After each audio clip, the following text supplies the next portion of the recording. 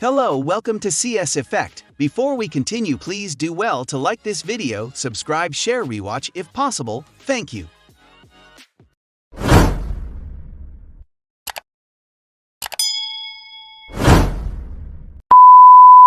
Hey! Jesus Christ. Help! Yeah! Yeah!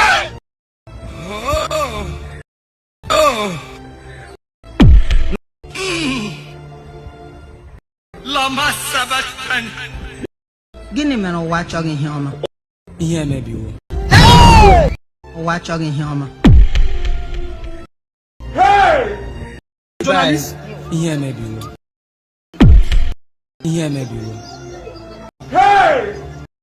Jesus Christ of Nazareth. Or non-bishop of Nigeria. Hey! Bishop of the carpenter. Bishop Nezihu Yezo. Ndị be anyị, ihe mebiwo. Lama Sabatan.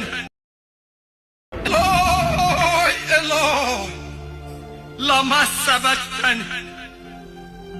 My God, why hast thou forsaken me?